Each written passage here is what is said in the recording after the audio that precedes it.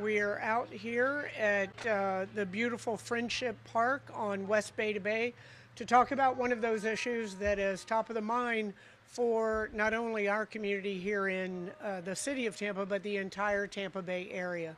And that is the condition of our roadways, to be able to repave our roads. It's the number one issue that I hear about, closely followed by congestion.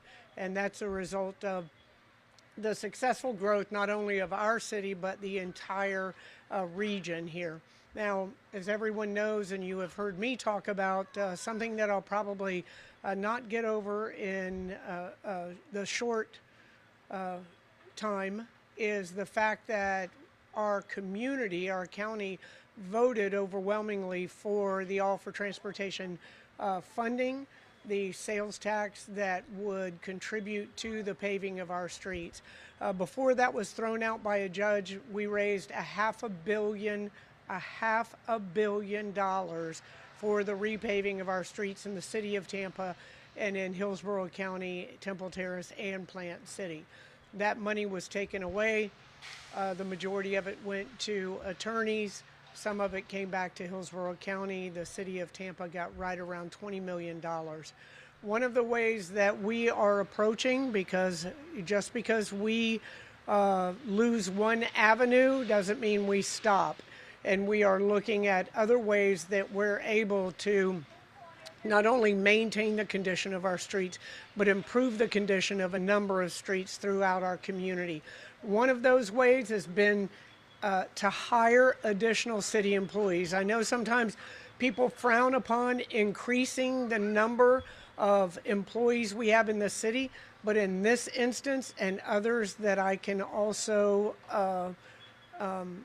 talk about, we are able to bring on full-time employees, purchase the paving equipment for 2 full-time teams that have allowed us to increase 25 to 50% as soon as this second team gets up and running, 50% increase in the number of roadways that we are able to pave in the city. What does that do? It reduces the cost of hiring a contractor by close to half, and it also cuts the time to get these jobs done in half as well. So we are making progress in repaving the roadways. We also went through 2 hurricanes, Helene and Milton, where we had close to 400 what we call cave-ins with our wastewater in the streets throughout Tampa.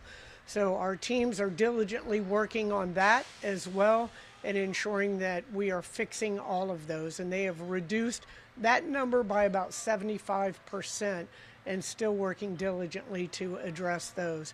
But we are, again, paving as quickly as we can. There are a number of roads in the city of Tampa that belong to the state. There's also a number of roads in the city that belong to the county as well. A good example is Bay to Bay out here. And we worked with the county to get that roadway repaved. The county is repaving Columbus Boulevard now. That's already started from the west, and they're working their way to the east on that. We are getting ready to repave Bayshore Boulevard, also belongs to the county, but we're going to repave, I believe it's our portion that is Gandy to Inner Bay. North Rome is going to be repaved, West Tyson, East Limeball, and a number of other ones throughout our city. We have all of the streets in the city are actually graded, and we try to repave those based upon worst going up to those that clearly are in better condition. What happens with these roadways is that once they need to be repaved, if they continue to degrade, we can't just repave them. We have to pull them up and start over again. We know this is an issue in our community. It's an issue for myself. It's an issue for all city employees that drive through our city, on our city streets each and every day. And we are addressing it as quickly as we can.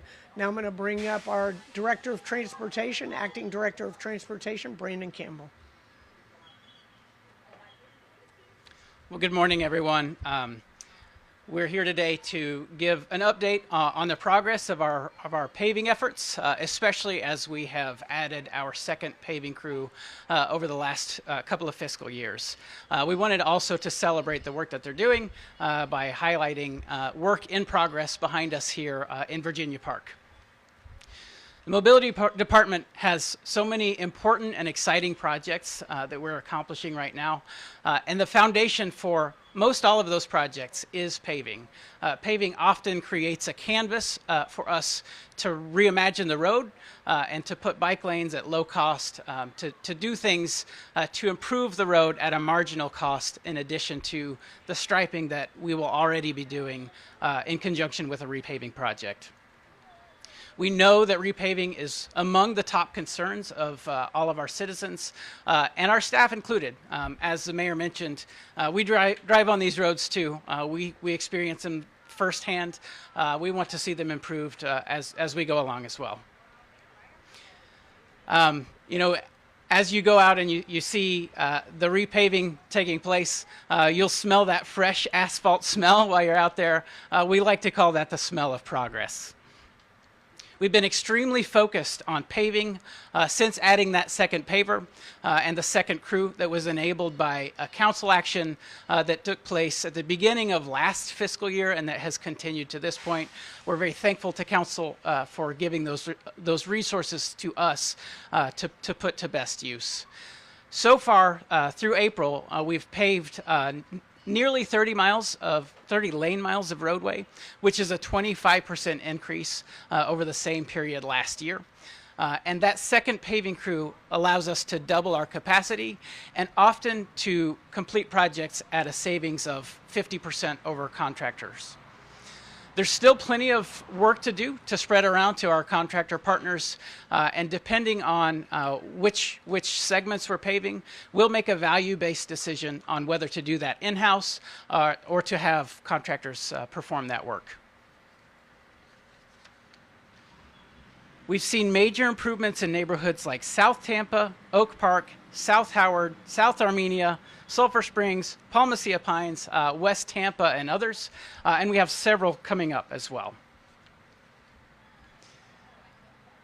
Upcoming in-house paving projects include Woodlawn Avenue, Gray Street, Port Tampa, Sunset Park, and others beyond, as well as contractor projects, which will include Bayshore. The mayor mentioned Gandy to Interbay will be a contractor-led resurfacing effort. North Rome Avenue, West Tyson Avenue, East Linebaugh Avenue, and a few different segments as well that are funded by the return of those surtax projects to us to complete.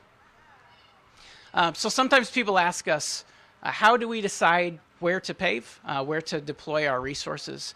That starts with pavement conditions. So it's a data-driven decision process that includes fundamentally the condition of the existing roadway, but then layered on top of that, we want to make sure that our paving crews are getting all across the city as well.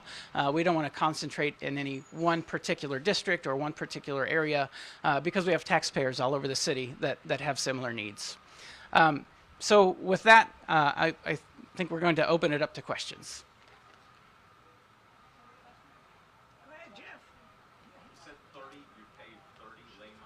Right now it's at 26, to be more precise. 2,800 lane miles in the city of Tampa. Correct. So right now the city spends, and I think they told me differently last week, but it's my understanding the city spends about $11 million a year on repaving. The budget is $4 million. The city council increased that by $7 million. I think we're talking about once every 35 or 40 years to repave streets, aren't we? So initially when we first started this planning process under the MOVES mobility plan, we were at about a 75-year turnaround cycle on paving. We're working to reduce that. Like we said, we've doubled our paving capacity. We still have some work to do, and we know that. But the industry standard is 20 to 25 years. That's our target. So are you using money for repaving put in bike lanes? So bike lanes tend to be a marginal addition to the underlying resurfacing projects that we're already accomplishing.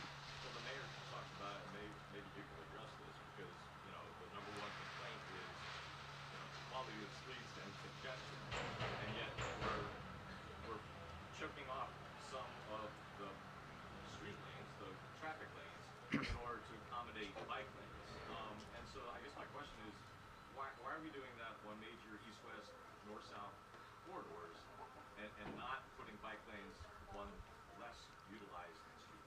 I will say that often when we add bike lanes, it's not a subtraction of vehicle lanes. There are many instances where we are able to narrow lanes, which has the ancillary benefit of slowing vehicle speeds as well, making that safer for those bike lanes. There are other instances where there's more capacity than needed on any particular roadway segment for vehicles. And in those instances, we may want to add parking at a bike lane and remove a bike lane, or excuse me, remove a vehicle lane. Those are studied considerations before we do that. Armenia going to Swan. I mean, I've seen people road rage there because it was 2 and now it's down to 1, and you can't turn left or right when you're stuck in traffic there. So if there are any particular concerns with projects we've done or with projects that we should consider, we're happy to have that conversation. Sure. Yeah.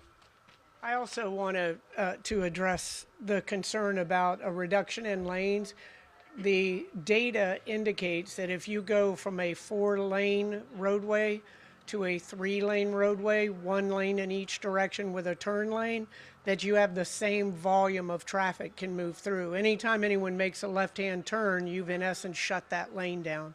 And the intersections are what cause the congestion, not the actual roadways.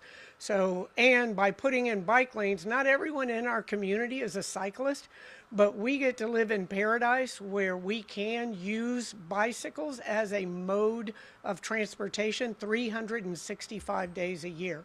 So these bike lanes, while some people complain that they aren't utilized to their capacity right now, they are gaining popularity. We can't ask people to come out and utilize a bike lane when they don't feel safe. One of the reasons we're an active participant in Vision Zero is so that our streets can become safer, where drivers have slowed down and individuals can safely use those roadways by different modes of transportation than just vehicles. So how much would you like to see per year spent on repaving? I mean, Well, you can pick a number, we can pick a number what was going to be provided through the All for Transportation penny sales tax. We would have more money than we had projects right now. There's a capacity issue too. Everybody's trying to get the time of the same contractors, which are finite in our area. But we've seen other locations, not to say that I'm jealous, but other locations throughout the state that have successfully utilized that penny sales tax, and they have projects that they are just waiting to continue to fruition. And I wish we had that problem here in Tampa. We don't, because we lost that $500 million, but that hasn't slowed us down. Not only are we using innovative approaches like having our own teams that can do the projects in half the time at half the cost, but we're also looking at federal program Build America, so we can bring in that funding that will allow us to address the needs much more quickly. will you spend that $20 million that's being refunded as part of? Yes, that is factored into the roadways here that you just heard of. So that will go into street repaving? Yes, definitely. All right. Thank you, guys.